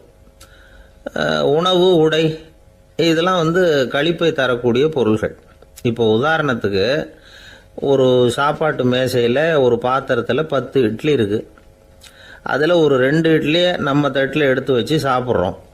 நாம் சாப்பிட்ட அந்த இட்லி நிச்சயமாக எதிரில் உட்காந்துருக்கிறவருக்கு இல்லை, அவருக்கு உபயோகப்படாது. நாம் சாப்பிட்ட அதே இட்லியை அவரும் சாப்பிட முடியாது, அவர் வேற தான் எடுத்து வச்சுக்கணும். அது மாதிரி நாம் ஒரு சட்டையை எடுத்து போட்டுக்கிறோம். அதே சட்டையை அதே நேரத்தில் இன்னொருத்தர் போட்டுக்க முடியாது. புலன்களுக்கு களிப்பை தரக்கூடிய இது மாதிரி பொருள்கள்லாம் முதல் தடவை நமக்கு கொடுக்குற களிப்பை ரெண்டாவது தடவையும் கொடுக்காது. மூணாவது தடவை இன்னும் குறையும். கடைசியில் வெறுப்பாக மாறிடும். ஒவ்வொன்றா இட்லியை தொடர்ந்து சாப்பிட்றோம்னு வச்சுக்கோங்க, முதல் இட்லி தரக்கூடிய சுவையை 30வது இட்லி தராது. முதல் தடவை புது சட்டையை போட்டுக்கிறப்போ நமக்கு இருக்கிற களிப்பு அதே சட்டையை 100வது தடவையாக போட்டுக்கிறோம்னு வைங்க, அப்போ இருக்குமா? இருக்காது. இதுதான் களிப்பு. அதாவது சீக்கிரமே சலிப்பை தரக்கூடியது. ஒருத்தர் எடுத்துக்கிட்டால் இன்னொருத்தருக்கு குறைஞ்சி போகக்கூடியது. ஆனால் மகிழ்ச்சிங்கிறது அப்படி இல்லை. ஒருத்தர் அனுபவிக்கிறதுனால இன்னொருத்தருக்கு குறைஞ்சி போகாது. இப்போ காலையில் சூரியன் உதயம் ஆகிறத பார்த்து சந்தோஷப்படுறோம், அதையே இன்னொருத்தரும் பார்த்து சந்தோஷப்படலாம். ஒரு நல்ல சங்கீதத்தை கேட்குறோம், ஒரு அழகான ஓவியத்தை ரசிக்கிறோம், நீங்கள் ரசிக்கிற அதே நேரத்தில் இன்னொருத்தரும் அதை ரசிக்கலாம். அதனால் அது குறைஞ்சி போகிறதில்ல. இது மகிழ்வு. ஆனால் ஒன்று, ஒரே பாடலை திரும்ப திரும்ப கேட்டுக்கிட்டு இருந்தால் கடைசியில் அலுப்பு தட்டும். அதாவது மகிழ்வுங்கிறது எப்படின்னா, மற்றவங்களோட பகிர்ந்து கொள்றதுனால குறையாது. ஆனால் ஒரே பொருள் மீண்டும் மீண்டும் அனுபவிப்பை தர்றப்போ முதல்ல மகிழ்வு அதிகரித்து அதுக்கப்புறம் அது மங்கி மறைஞ்சு போயிடும். இதுதான் அந்த மகிழ்வுங்கிறதுக்கு இலக்கணம். சரி, இப்போ மூணாவதாக சுகம் தரக்கூடிய ஆனந்தம்ங்கிறது எப்படின்னா, இது நமக்கு உள்ளே இருந்து சுரக்கிறது. மனசு சலனங்கள்லேருந்து விடுபடுறப்போ இந்த ஆனந்தம் நமக்கு கிடைக்கும். இது நிலையான சுகம், ஆத்ம சுகம். களிப்பிலிருந்து மகிழ்வுக்கும் மகிழ்விலிருந்து ஆனந்தத்துக்கும் செல்றது தான் மனிதன் நடத்த வேண்டிய முக்கியமான பயணம். இவ்வளவு விஷயத்தையும் கேட்டுட்டு இந்த காலத்து பையன் ஒருத்தன் வந்தான். சார், இப்போ நீங்கள் ஒரு சாப்பாட்டு மேசையில் ஒரு 10 இட்லி வைக்கிறீங்க, என்ன உட்கார வைங்க, எதிரில் இன்னொருத்தனை உட்கார வைங்க, நான் களிப்பு மகிழ்வுலாம் தாண்டி நேரடியாக ஆனந்தத்துக்கு பயணம் பண்ணி காட்டுறேன் அப்படின்னா. ஒன்றும் புரியல அவன் சொன்னது. அது எப்படி, என்ன பண்ணுவ நீ அப்படின்னு சொல்லி கேட்டோம் ஆச்சரியமாக. 2 இட்லி சாப்பிட்டா தானே சார் களிப்பு, நான் 10 இட்லியும் மொத்தமாக சாப்பிட்ருவேன், அடுத்தவனுக்கு எதுவும் கிடைக்காது, அவனுக்கு கிடைக்காதபடி நாமே சாப்பிட்டுடுறோம்ல, அதுதானே நமக்கு ஆனந்தம் அப்படின்னு அதுக்கு ஒரு விளக்கம் சொல்கிறான். துஷ்டரை கண்டால் தூர விலகு, இப்படி ஒரு பழமொழி உண்டு. எதுக்காக இப்படி சொல்லி வச்சாங்க? துஷ்டன் ஏதாவது தொந்தரவு கொடுப்பான், அதனால் அவனை கண்டா பயந்துக்கிட்டு ஓடி ஒளிஞ்சிக்கோ அப்படின்னா இதுக்கு அர்த்தம் அப்படி இல்லை. ஒரு துஷ்டன்கிட்ட நெருங்கி போகிறோம்னு வச்சுக்கோங்க, அவன் நமக்கு கெடுதலான ஆலோசனைகள் எதையும் சொல்லலாம், அல்லது அவன் தீய உணர்வுகள் உள்ளவனாக இருக்கலாம், அல்லது தீய செயல்கள் செய்யக்கூடியவனாக இருக்கலாம், அல்லது தீய நட்புனால அவன் ஏற்கனவே கெட்டு போனவனா கூட இருக்கலாம். இப்படிப்பட்டவனை நெருங்கி போனால் அவனோட பாதிப்பு நமக்கும் வந்துடும். அதனால் விலகி போ அப்படின்னு சொல்கிறாங்க. இதையே கொஞ்சம் விவரமாக இப்போ பார்ப்போமே. இப்போ இந்த துஷ்டர்களை 4 வகையாக பிரிக்கிறாங்க. இந்த 4 வகைக்கும் உதாரணம் வேணும்னா வேற எங்கேயும் போக வேண்டியதில்லை, மகாபாரதத்தை பார்த்தாவே போதும். அதில் இந்த 4 வகையான தீயோரும் வர்றாங்க. முதல் வகைக்கு உதாரணம் சகுனி. இவன் மனசில் எப்பவும் தீய எண்ணங்கள் தான் நிறைஞ்சிருக்கும், கனவுல கூட தீய ஆலோசனைகள். யாராவது ஒருத்தர் நல்லபடியாக வாழ்ந்தா அதை இவனால் சகிச்சிக்க முடியாது. இப்படிப்பட்டவனோட நெருங்கிய தொடர்பு துரியோதனனுக்கு கிடைச்சிது. துரியோதனன் எப்படின்னா, அவன் ஏற்கனவே தீய காரியங்கள் செய்யறதுக்கு தயங்காதவன். அப்படிப்பட்டவனுக்கு தீய போதனைகள் செய்யறதுக்கு சகுனி உதவுனான். இந்த 2 பேரோட சகவாசம் இன்னொருத்தனுக்கு கிடைச்சது. அவன் யாருன்னா துச்சாதனன். அவன் தீய நடத்தை உள்ளவன். இந்த 3 பேரும் ஒன்று சேர்ந்தா என்னத்துக்கு ஆகும்? உலகமே கெட்டு போடும்ல. இந்த 3 துஷ்டர்களோட நல்லவன் ஒருத்தன் சேர்ந்தான். அவன் தான் கர்ணன். கர்ணன் இயல்பாகவே உத்தம குணம் உள்ளவன். அவன் நல்லவங்களோட சேராமல் இப்படிப்பட்ட கெட்டவங்க கிட்ட நட்பு வச்சுக்கிட்டான். அதனால் அவனும் தீய செயல்களில் ஈடுபடுறது மாதிரி ஆயிடுது. துரியோதனனுடைய நண்பனா அவனுடைய ஆதரவில் வளர்ந்ததுனால அவனுக்கு துணையாக இருக்க வேண்டியிருக்குது அப்படின்னா. நட்பு உரிமையினால் உதவி புரிய வேண்டியது சரிதான், அது தப்புன்னு சொல்ல முடியாது. இருந்தாலும் தீய செயல்களுக்கு உதவி செய்கிறது சரியில்லை. புத்தி பலம் புஜ பலம் எல்லாம் இருந்தால் கூட தெய்வ பலம் இல்லைன்னா ஜெயிக்க முடியாது. கர்ணன் மகா வீரன், இருந்தாலும் கடைசியில் அவன் கதி என்னாச்சு? அவங்ககிட்ட எல்லா நல்ல குணங்களும் இருந்தது, இருந்தாலும் ஏன் இப்படி ஆச்சு? தீயவர்களுடைய சேர்க்கை தான் காரணம். அவங்களோட சேர்ந்ததுனால இவனையும் அப்படியே நினைக்க ஆரம்பிச்சுட்டாங்கல்ல. 4 வகை துஷ்டர்களில் இவனும் ஒரு வகை அப்படின்னு சொல்ல ஆரம்பிச்சிட்டாங்க. அதாவது தீய ஆலோசனைக்கு சகுனி, தீய உணர்வுகளுக்கு துரியோதனன், தீய செய்கைக்கு துச்சாதனன், தீய நட்புக்கு கர்ணன், இப்படி உதாரணமாயிட்டான். அதனால தான் துஷ்டரை கண்டால் தூர விலகு அப்படின்னு சொன்னாங்க. அது புராண காலம். இப்பெல்லாம் நிலைமை கொஞ்சம் வேற விதமாக இருக்குது. அன்னைக்கு ஒரு நாள் அப்படிதான் ஒரு காட்டு பாதையில் யாரோ ஒருத்தர் அடிபட்டு கிடந்தார். யாரோ ஒரு துஷ்டன் அவனை அடித்து போட்டுட்டு போயிட்டான் போல இருக்கு. அந்த வழியாக போன ஒருத்தர் பரிதாபப்பட்டு அவனை போய் தூக்குனார், ஆறுதல் சொன்னார். இதை பாருங்க, இந்த வழியாக எப்பவும் தனியாக வரக்கூடாது. ஏன்னா இங்கே ஒரு ரவுடி இருந்துக்கிட்டு வர்றவங்க போகிறவங்களெல்லாம் வழிப்பறி பண்ணிகிட்டு இருக்கிறதா கேள்விப்பட்டிருக்கிறேன் அப்படின்னாராம். இனிமே அப்படி கேள்விப்பட மாட்டீங்க அப்படின்னு நானா அந்த ஆள். ஏன்னு கேட்டிருக்காரு இவர். அவன் சொல்லியிருக்கான், நான் தான் சார் அந்த ரவுடி. இந்த வழியாக போனவங்க கிட்ட தகராறு பண்ணேன். அவங்க தான் என்ன இப்படி அடித்து போட்டு என்கிட்ட இருந்த பணத்தையெல்லாம் பிடிங்கிட்டு போட்டாங்க சார். காலம் ரொம்ப கெட்டு போச்சு அப்படின்னு நானா ரொம்ப பரிதாபமா. ஒரு மனுஷனை பார்த்து என்கிட்ட வாலாட்டாதே அப்படின்னு சொன்னால் அவன் நம்மக்கிட்ட ஏதோ வம்புக்கு வர்றான்னு அர்த்தம். ஒரு நாயை பார்த்து யாரும் என்கிட்ட வாலாட்டாதே அப்படின்னு சொல்கிறது இல்லை. ஏன்னா நாய் வாலாட்டுனா அது நம்மக்கிட்ட தன்னுடைய நன்றியை தெரிவிக்கிறதாக நினச்சிக்கிட்டு இருக்கிறோம். ஆனால் அது அப்படி இல்லை அப்படின்னு சொல்கிறாங்க அது சம்பந்தமான நிபுணர்கள். ஒரு நாய் தன்னுடைய வாலை இந்த பக்கமும் அந்த பக்கமுமா இப்படியும் அப்படியும் ஆட்டிக்கிட்டு இருந்தா அது பதட்டத்தில் கூட இருக்கலாம். நாய் நட்பாக இருந்தாலும் வாலாட்டும், ஆத்திரத்தில் இருந்தாலும் வாலாட்டும், கோபத்தில் இருந்தாலும் வாலாட்டும், குழப்பத்தில் இருந்தாலும் வாலாட்டும், மகிழ்ச்சியாக இருந்தால் கூட அது வாலாட்டும். அதை நாம் தப்பாக புரிஞ்சுக்கிட்டு அதுக்கிட்ட போய் மாட்டிக்கக்கூடாது. நாயை பற்றி எனக்கு நல்லா தெரியும் அப்படின்னு சொல்கிறவங்க கூட அதுக்கிட்ட கடி வாங்கிட்டு நிற்கிறது உண்டு. நிபுணர்கள் என்ன சொல்கிறாங்க தெரியுமா? எப்போவுமே நாய்கள் திடீர்னு கடிச்சு விடுறதில்ல, கடிக்கிறதுக்கு முன்னாடி சில அறிகுறிகளை காட்டும். அதை சரியாக புரிஞ்சுக்கிட்டோம்னா தப்பிச்சிக்கலாம். ஒரு வீட்டுக்கு போகிறீங்க, அங்கே புதுசாக ஒரு நாயை பார்க்குறீங்க, உடனே அதுக்கிட்ட போய் குனிஞ்சு சிரிச்சுக்கிட்டே அது தலையில் தட்டுறீங்க. இது ரொம்ப தப்பான். ஒரு நாய் இன்னொரு நாயை நேருக்கு நேர் பார்த்து பல்ல காட்டுனா அது தன்னுடைய தன்முனைப்பை காட்டுதுன்னு அர்த்தமா. உன்னை விட நான் பெரியவன் அப்படின்னு சொல்லுதுன்னு அர்த்தம். அதனால் நீங்கள் அது மாதிரி கிட்ட போய் சிரிக்கிறோம் அப்படின்னு நினச்சிக்கிட்டு பல்ல காட்டினா உங்களையும் எதிரியாக நினச்சிரும். இன்னொரு விஷயம் என்னென்னா, தலையில் தட்டுனா நாய்க்கு பிடிக்காது. அது தன்னை அடக்கிறதாகவும் அச்சுறுத்துறதாகவும் நினச்சிக்கிட்டு இருக்கும். சரி, அப்படின்னா புதுசாக ஒரு இடத்துல அல்லது வீட்டில் நாய்க்குட்டியை பார்த்தா என்ன பண்ணுறது? நீங்கள் சும்மா இருங்க, அதுவாக கிட்ட வரட்டும். அதுக்கப்புறம் அதுக்கிட்ட கனிவாக பேசுங்க. கன்னம், மார்பு, தோல் இங்கெல்லாம் தட்டலாம், தப்பு இல்லையா? தலையில் தான் தட்டப்படாதான். ஒரு நாய் உங்களை நோக்கி ஓடி வருது, நீங்களும் ஓடுனா அது துரத்த ஆரம்பிச்சிடும். அசையாமல் சில மாதிரி நின்றுடுங்க, அது கிட்ட வராது. அதுக்கு ஆர்வம் இல்லாமல் போயிடும். ஒரு தெருவில் சின்ன பிள்ளைங்க நிறைய பேர் விளையாடிக்கிட்டு இருக்கிறாங்க. அப்போ சில நாய்கள் அங்கே ஓடி வருது. எல்லாரும் ஓடினாங்க. அப்படி ஓடுறப்போ ஒரு பையன் கால் தடிக்க கீழே விழுந்துட்டான். என்னாச்சு தெரியுமா? துரத்திக்கிட்டு வந்த நாய்கள்லாம் கீழே விழுந்தவன ஒன்றும் செய்யலை, அவன்கிட்டே போகல. ஓடிக்கிட்டு இருந்தாங்கல்ல பசங்க, அவங்கள துரத்திக்கிட்டு அவங்க பின்னாடி ஓடிச்சான். அதுதான் நாய்களுடைய சுபாவம். ஒரு நாய் நம்மளை நேருக்கு நேர் முறைச்சி பார்க்குதுன்னு வச்சுங்க, நாமளும் அதை முறைச்சி பார்க்கக்கூடாது. நாம் வேறு பக்கம் எங்கேயாவது பார்க்க ஆரம்பிச்சிடணும். ஒரு நாய் கோபமாக இருந்ததுன்னா அதோட வால் உறுதியாக நேராக நிற்கும். ஒரு நாய் பணிந்து போனால் அல்லது பயந்து போனால் அது தன்னோட வாலை காலுக்கு நடுவில் வச்சுக்கும். ஒரு நாய் நம்மளை பார்த்து பயந்து நிற்கிதுன்னு வச்சுங்க, அதனால் நமக்கு ஆபத்து இல்லைன்னு நினச்சிடக்கூடாது. உங்களை பார்த்துட்டு ஒரு நாய் ஒடுங்குச்சுன்னா நீங்கள் விலகி போயிடணும் அப்படின்னு அது நினைக்குது. நிறைய பேர் பயந்து போன நாயால் கடிபடுறாங்க. இவன் நம்மளை விட பெரிய ஆள், மாட்டிக்கிட்டோம், வேறு வழி இல்லை அப்படிங்கிற நினப்பில் தான் நாய் கடிக்க ஆரம்பிக்குதான். இதே மாதிரி சங்கிலியால் கட்டி போடப்பட்டிருக்கிற நாயும் ஆபத்தானது தான்.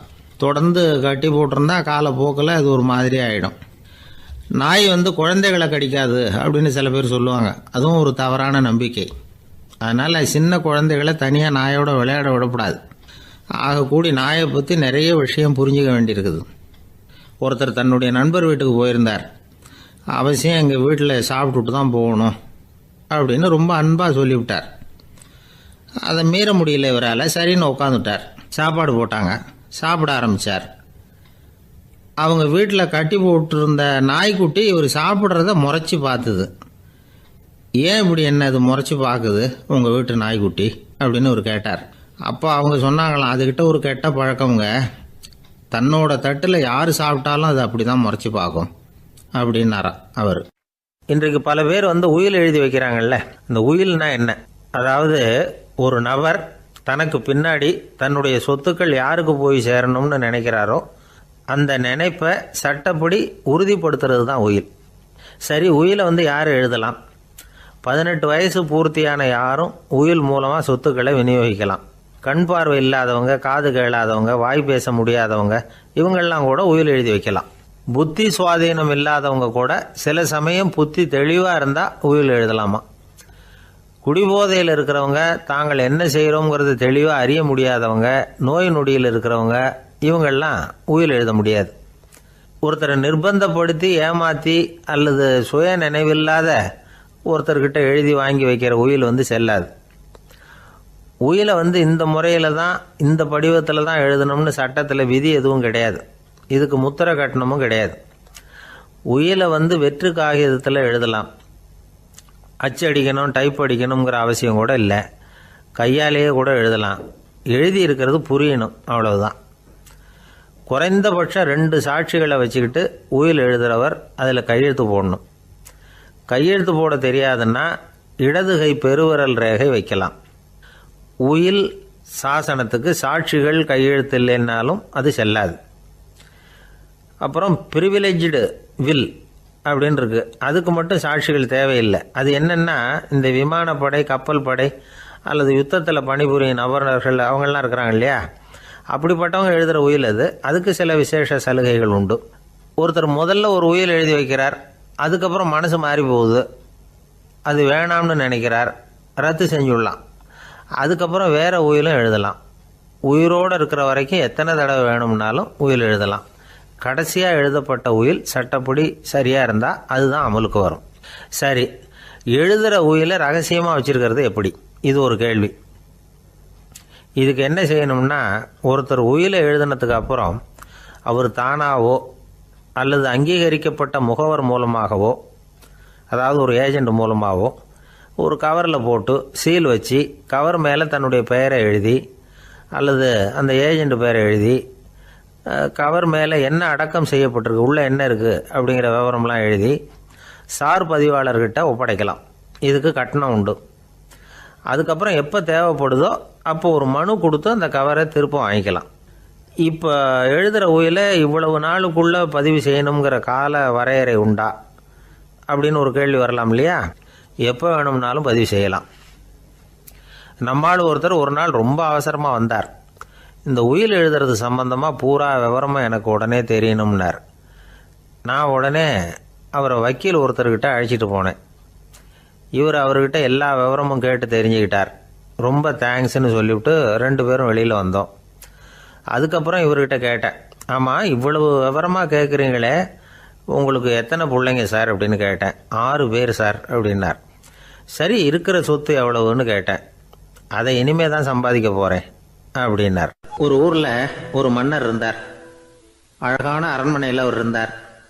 அந்த அரண்மனையை விட அழகாக ஒரு மாளிகையை அந்த ஊர்லேயே வேற ஒருத்தன் கட்டியிருந்தான். அப்படி கட்டி முடித்ததில் அவனுக்கு ரொம்ப பெருமை.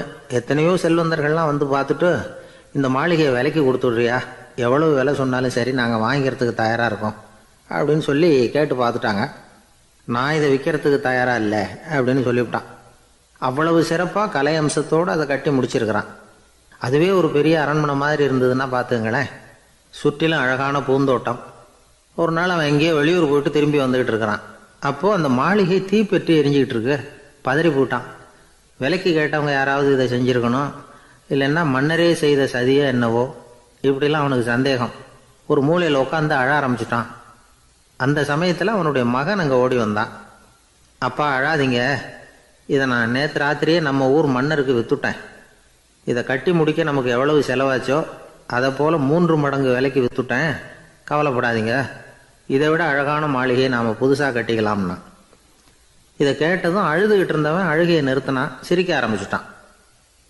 இதே இடத்த நான் மன்னர்கிட்ட இருந்து விலைக்கு வாங்குவேன், இதை விட அழகான மாளிகையை கட்டுவேன் அப்படின்னு சுற்றி நின்று எல்லார்கிட்டையும் சொல்லிக்கிட்டு இருந்தான். இந்த சமயத்தில் அவனோட இளைய மகன் ஓடி வந்தான். அப்பா, அண்ணன் சொன்னதெல்லாம் சரிதான், மன்னர்கிட்ட விலை பேசினதெல்லாம் உண்மைதான், ஆனால் விற்றது பேச்சு அளவில் தான். இனிமே தான் பத்திரம் வாங்கணும், எழுதணும், நீங்கள் கையெழுத்து போடணும், பதிவு பண்ணணும், மன்னர்கிட்ட பணம் வாங்கணும். அதுக்காகத்தான் உங்களை எதிர்பார்த்துக்கிட்டு இருந்தோம். அதுக்குள்ளே இப்படி ஆயிட்டுதுன்னா. இப்போ சிரிச்சுக்கிட்டு இருந்தாவன் சிரிப்பை நிறுத்தினான். மறுபடியும் குழந்தை மாதிரி அழ ஆரம்பிச்சுட்டான். இது ஒரு சம்பவம். இதிலிருந்து என்ன தெரியுது? அந்த அழகான மாளிகை தன்னுடையது அப்படின்னு நினைக்கும் பொழுது அவனுக்கு அழுகை வந்தது. அது தன்னுடையது இல்லை அப்படின்னு நினைக்கிற போது சிரிப்பு வந்தது. மறுபடியும் அது தன்னுடையது தான் அப்படிங்கிற உணர்வு வரும்பொழுது அழுகை. எது எதிலிருந்து நீ நீங்கி இருக்கிறாயோ அது அதிலிருந்து உனக்கு துன்பம் இல்லை அப்படிங்கிறார் திருவள்ளுவர். இந்த உடம்பு என்னுடையதில்லை அப்படிங்கிற உணர்வு வந்துட்டா அது ஒரு பெரிய நிலை. அந்த நிலை வரணும். எல்லாத்தையும் பயன்படுத்திக்கலாம், ஆனால் பற்றில் விழுந்துடக்கூடாது. உலகத்தில் இருங்கள், ஆனால் உலகத்தவராக இருக்காதீர்கள். உலகிற்குள் இருங்கள், உலகம் உங்களுக்குள் வந்துவிட அனுமதிக்காதீர்கள்.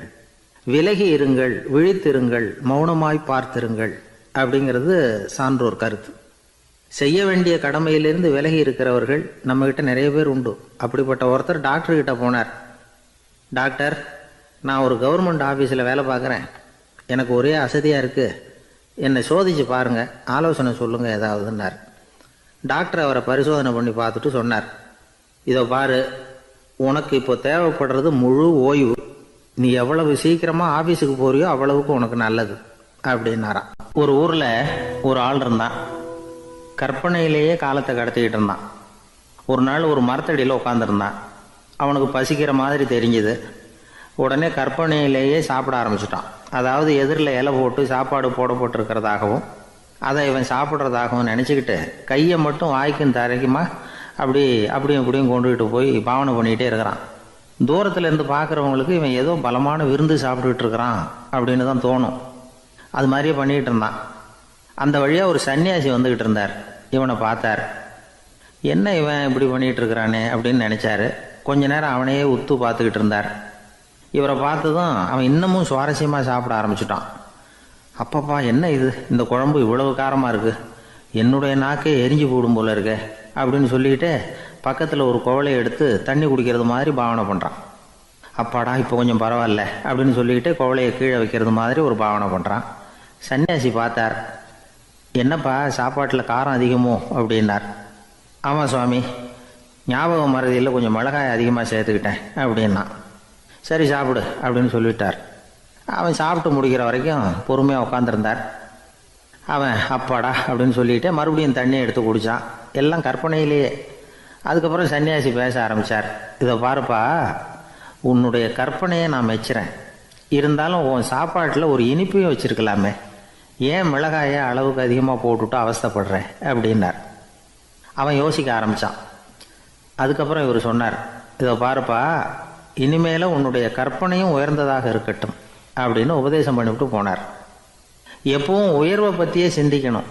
உயர்வு கிடைக்கலன்னா கூட அப்படி சிந்திக்கிறத நிறுத்தப்படாது அப்படிங்கிறார் திருவள்ளுவர். உள்ளுவது எல்லாம் உயர் உள்ளல், மற்ற அது தள்ளினும் தள்ளாமை நேர்த்து.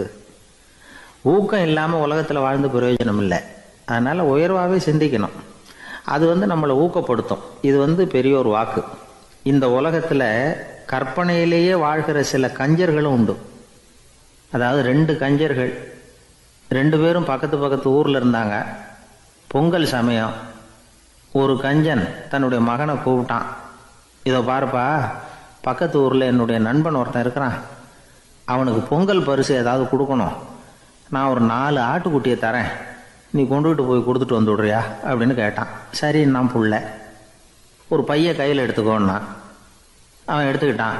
இந்த ஆட்டுக்குட்டி பிடிச்சிக்கோ அப்படின்னு சொல்லி ஒவ்வொன்றா போடுறேன் பார் அப்படின்னு சொல்லிட்டு 1 2 3 4 அப்படின்னு எண்ணிக்கிட்டே வெறும் சைகையாலேயே ஆட்டுக்குட்டியை பிடிச்சி போடுறது மாதிரி பாவனை பண்ணிக்கிட்டு இருக்கிறான். அவன் பிள்ளையும் அது ரொம்ப அக்கறையாக வாங்கிக்கிறது மாதிரி வாங்கிக்கிட்டு அந்த பையை தூக்கிக்கிட்டு அடுத்த ஊருக்கு போகிறான். இவன் அங்கே போய் சேர்ந்த நேரத்தில் அந்த கஞ்சன் ஊரில் இல்லை, எங்கேயோ வெளியில் போயிருக்கிறான். அவனோட புள்ள மட்டும்தான் வீட்டில் இருந்தான். இவன் அவன்கிட்ட, இதை பாரு, எங்கள் அப்பா உங்கள் அப்பாவுக்கு ஆட்டுக்குட்டி கொடுத்து அனுப்பியிருக்கிறாரு, பிடிச்சிக்கோ அப்படின்னு சொல்லி பாவனையிலேயே ஒவ்வொன்றா எடுத்து அவங்ககிட்ட கொடுத்துட்டான். அவனும் வாங்கிட்டான் வாங்கிறது மாதிரி. அப்புறம் சொன்னான், சரிப்பா, நானும் பதிலுக்கு ஏதாவது ஒன்றுகிட்ட கொடுக்கணும் இல்லையா, அதனால் அந்த பையை பிடி, ஒரு 10 எலுமிச்சம்பழம் தரேன், பதிலுக்கு அதை நீ எடுத்துகிட்டு போ அப்படின்னு சொல்லி கையாலேயே ஒவ்வொன்றா எடுத்து போடுறது மாதிரி பாவனை பண்ணிவிட்டான். அவனும் ரொம்ப நன்றி அப்படின்னு சொல்லிவிட்டு அதை வாங்கிட்டு போயிட்டான். கொஞ்ச நேரம் கழித்து வெளியில் போயிருந்த அப்பங்காரன் திரும்பி வந்தான். உள்ளே சொன்னான், அப்பா, உன்னோட நண்பர் அவருடைய மகன் மூலமாக உனக்கு 6 ஆட்டுக்குட்டி கொடுத்து அனுப்பியிருந்தார், நானும் பதிலுக்கு ஒரு 10 எலுமிச்சம்பழம் கொடுத்து அனுப்பியிருக்கிறேன் அப்படின்னா. எப்படிடா கொடுத்தேன்னு கேட்டார் அப்பா. இப்படி தான் கொடுத்தேன்னு சொல்லி சைகையிலேயே காட்டினான். இதை பார்த்ததும் அப்பங்காரனுக்கு பயங்கரமாக கோவம் வந்துட்டுது. பலார்னு அரைஞ்சுட்டான் பையனை. ஏன்ப்பா அரைஞ்ச? 10 எலுமிச்சம்பழம் கொடுத்துட்டேனே அப்படிங்கிறதுக்காகவா அப்படின்னு கேட்டான். அது கூட பரவாயில்ல, நீ காட்டுற சைகையை பார்த்தா ஆரஞ்சு பழம் சைஸுக்கு இருக்குதே, அவ்வளோ பெருசாக ஏன் கொடுத்த? அதுதான் எனக்கு கோபம் அப்படி. ஒரு நண்பர் யாருக்கோ ஃபோன் பண்ணிகிட்டு இருந்தார். அவர் பேசி முடித்ததும் நான் அவரை பார்த்து, இப்போ ஃபோன் பண்ணிங்களே, அந்த ஃபோன் நம்பர் என்ன அப்படின்னு கேட்டேன். அவர் தலையை சொரிஞ்சுக்கிட்டார், ஞாபகம் வரலன்னார். சரி சார், அதை விடுங்க, உங்கள் மனைவி பேர் என்ன அப்படின்னு கேட்டேன். மாலதின்னார். என்ன சார் இது வேடிக்கை, கொஞ்ச நேரத்துக்கு முன்னாடி பேசின ஃபோன் நம்பர் மறந்து போச்சு, எப்போவோ கல்யாணம் பண்ணிக்கிட்ட மனைவி பேர் மறக்கலை, அதை கரெக்டாக சொல்லிவிட்டீங்களே அப்படின்னு கேட்டேன். அவர் என்னை ஒரு மாதிரியாக பார்த்தார்.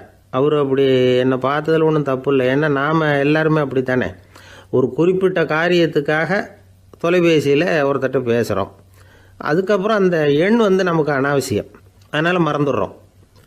இதுக்கு பேர் தான் தற்காலிக ஞாபகம். ஆனால் மனைவி பேரை மறந்துட முடியுமா? முடியாது. அது அவசியமான ஒன்று. அடிக்கடி அந்த பேரை உபயோகப்படுத்துகிறோம், அதனாலேயும் அது முக்கியங்கிறதுனாலேயும் அதை மறக்கறதில்ல. இதுக்கு பேர் நிரந்தர ஞாபகம். சரி, இந்த தற்காலிக ஞாபகம், நிரந்தர ஞாபகம், இது 2 ஞாபக அளவுகளையும் கட்டுப்படுத்துறது எது அப்படின்னா மூளைக்குள்ளே நடக்கிற மின்சார நடவடிக்கைகள் தான். தற்காலிக ஞாபகம் ஒரு மின்னல் மாதிரி தோன்றி மறையுது. நிரந்தர ஞாபகம் ஒரு படிவம் போல் மூளையில் படிஞ்சுடுது. ஒரு சம்பவத்தின் பல பிரதிகள் மூளையில் பல்வேறு பகுதிகளிலேயும் படிகிறதுனால ஒன்று மறைஞ்சாலும் மறந்தாலும் இன்னொன்று மறையறதில்லை. இப்படிப்பட்ட நிலைமையில் தான் இந்த தொண்டையில் இருக்கு, வாயில் வரமாட்டேங்குது சார் அப்படிமா. ஒருத்தருக்கு எந்த துறையில் ஆர்வமும் ஈடுபாடும் அதிகமோ அது சம்பந்தமான ஞாபக சக்தி அதிகமாக இருக்கும். தொழிலை விரும்புகிற ஒரு டெலிஃபோன் ஆப்ரேட்டருக்கு எண்கள்லாம் நல்ல ஞாபகம் இருக்கும். அது மாதிரி கவிஞர்களுக்கு வார்த்தைகள் நல்ல ஞாபகத்தில் இருக்கும். இது ஒரு பக்கம் இருந்தாலும் ஒரு மூளை எண்களை விட எழுத்துக்களை விட படங்களை ரொம்ப சுலபமாக ஞாபகத்தில் வச்சுக்குது.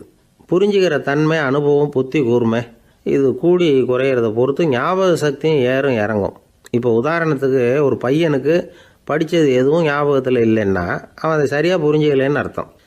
இந்த மறதிங்கிறது எந்த சமயத்தில் ஒரு பிரச்சனை ஆகுது தெரியுமா? உங்களுக்கு வேண்டியப்பட்ட ஒருத்தரை ஞாயிற்றுக்கிழமை சாயந்தரம் சரியாக 5 மணிக்கு கடற்கரைக்கு வர சொல்லிவிட்டு அந்த நேரத்தை மறந்துவிட்டா அது பரவாயில்ல, வர சொன்னதையே மறந்துவிட்டா தான் நிலைமை மோசம்னு அர்த்தம். இப்படி இருந்தால் இது சிகிச்சை எடுத்துக்க வேண்டிய நிலைமைங்கிறத புரிஞ்சுக்கணும். ஆமாம், இதுக்கும் மருந்து இருக்குது. ஆனால் மூளை குறிப்பிட்ட அளவுக்கும் கீழே இயங்குறப்போ இன்னொன்று சொல்லுவாங்க, இந்த நியூரோ டிரான்ஸ்மிட்டர் அப்படின்னு சொல்லுவாங்க. அப்படிங்கிற மூளை ரசாயனம் ரொம்பவும் குறைஞ்சி போகிறப்போ மட்டும்தான் உபயோகப்படும். டாக்டர் என்ன சொல்கிறாங்க தெரியுமா? மூளையை பொறுத்த வரைக்கும் அதில் ஞாபக சக்தி அதிகமாக உள்ள மூளை, மறதி உள்ள மூளை அப்படின்னு ஒன்றும் கிடையாது அப்படிங்கிறாங்க. நினைவு வச்சுக்கிறதுக்கு பயிற்சி அளிக்கப்பட்ட மூளை, பயிற்சியற்ற மூளை அப்படின்னு வேணும்னா சொல்லலாம் அப்படின்னு சொல்கிறாங்க. அதனால் நம்ம ஞாபக சக்திங்கிறது நம்மக்கிட்ட இருக்கிற பயிற்சி, முயற்சி இதை பொறுத்து தான் அமையும். ஒருத்தர் ஒரு பென்சிலை எங்கேயோ வச்சுக்கிட்டு தேடிக்கிட்டு இருந்தார். அப்புறம் என்னமோ தீவிரமாக யோசனை பண்ணி அதை ஞாபகப்படுத்தி பார்த்துக்கிட்டு இருந்தாராம். எதிரில் உட்காந்துருந்தவர் சொன்னார், பென்சிலை தானே தேடிக்கிட்டு இருக்கீங்க, அது உங்கள் வலது காதில் இருக்குது சார் அப்படின்னாராம் அவர். இதுக்கு அவர் சொல்லியிருக்காரு, பென்சிலை வலது காதில் தான் வச்சுருக்கேங்கிறது எனக்கு நல்லா ஞாபகம் இருக்குது, ஆனால் எது வலது காதுங்கிறது தான் மறந்து போச்சு அப்படின்னாராம். அவர் அதை தான் யோசிச்சுட்டு இருந்திருக்கிறார். எனக்கு ஒரு உதவி செய்யணும் அப்படின்னு நம்மளை பார்த்து ஒருத்தர் கேட்குறாருன்னு வச்சுங்களேன், உடனே நாம் அவரை பார்த்து என்ன உதவின்னு கேட்போம். இதுதான் சராசரி மனிதர்களின் இயல்பு. ஆனால் ஒருத்தர் எனக்கு ஒரு உதவி செய்யணும் அப்படின்னு கேட்ட உடனே என்ன உதவின்னு கூட கேட்காம சரி செய்கிறேன் அப்படின்னு ஒத்துக்கிறது இருக்கு பாருங்கள், அது கொஞ்சம் அபூர்வம். அந்த காலத்தில் ஒருத்தர் இருந்தார். அவர் எப்படி தெரியுமா? உதவி கேட்குறவங்க நல்லவங்களா கெட்டவங்களா அப்படின்னு கூட பார்க்கல, தனக்கு நன்மையா தீமையா அப்படின்னு கூட பார்க்கல, உதவி செய்கிறேன்னு புறப்பட்டு விட்டார். அவர் யார் தெரியுமா? அவர் தான் நல சக்கரவர்த்தி. அவர் மாதிரி நாமும் உதவி கேட்குறவங்களுக்கு உடனே உதவி செய்கிறதுக்கு தயாராக இருக்கணும் அப்படின்னு சொன்னார் ஒரு ஆன்மீக பேச்சாளர். நல சரித்திரத்தை அவர் சொல்லிக்கிட்டு இருந்தார். இந்திரன், அக்னி, வருணன், யமன் இவங்க 4 பேரும் நலனை பார்த்து, எங்களுக்கு நீ உதவி செய்யணும், எங்களுக்காக நீ தூது போகணும் அப்படின்னு கேட்குறாங்க. யாருக்கிட்ட தூது போகணும், என்ன காரியத்துக்காக போகணும் அப்படின்னு கேட்கணும்ல. நலன் அப்படி கேட்கவே இல்லை. உடனே சரின்னு ஒத்துக்கிறான். அதுக்கப்புறம் அவங்க விவரம் சொல்கிறாங்க, என்ன உதவி, யாருக்கிட்ட தூது போகணும் அப்படிங்கிற விவரத்தை சொல்கிறாங்க. நலனுக்கும் அப்புறம்தான் புரியுது, எந்த தமயந்தியை இவன் காதலிச்சானோ, எந்த தமயந்தின் சுயம்பரத்துக்காக இவன் போய்கிட்டு இருக்கிறானோ அந்த தமயந்தியை பார்த்து தங்களுக்காக அவகிட்ட வாதாடணும், பேசணும், தங்களில் ஒருத்தரை கல்யாணம் பண்ணிக்கும்படியாக கேட்கணும் அப்படின்னு அவங்க 4 பேரும் நலன்கிட்ட கேட்குறாங்க. இதை கேட்டதும் நலன் கொஞ்சம் கூட முகம் சுளிக்கலை, பதட்டப்படலை. நேராக தமயந்தி கிட்ட போகிறான். இந்திரன், அக்னி, வருணன், யமன் இவங்களோட சிறப்புகளை எடுத்து சொல்கிறான். இவங்களில் ஒருத்தரை கல்யாணம் பண்ணிக்கலாம் அப்படின்னு சொல்லி கேட்டுக்கிறான். ஆனால் இதுக்கு தமயந்தி சம்மதிக்கலை. சுயம்பரம் நடக்குது, அவள் நலனை தேர்ந்தெடுக்கிறாள். அந்த 4 பேரும் நலனுக்கு நிறைய வரங்கள்லாம் கொடுக்குறாங்க. அதுக்கப்புறம் இப்படி போகுது கதை. இதில் நாம் கவனிக்க வேண்டியது என்னென்னா, உதவின்னு கேட்ட உடனே என்ன உதவின்னு கேட்காம சரி செய்கிறேன்னு சொன்னான் பாருங்கள், அதை கொஞ்சம் சிந்திக்கணும். செய்கிறேன்னு ஒத்துக்கிட்டதுக்கு அப்புறம் அது என்ன உதவின்னு தெரிஞ்சும் முகம் சுளிக்காமல் அதை செஞ்சான் பாருங்கள், அதையும் கொஞ்சம் சிந்திக்கணும். நம்மளும் ஒரு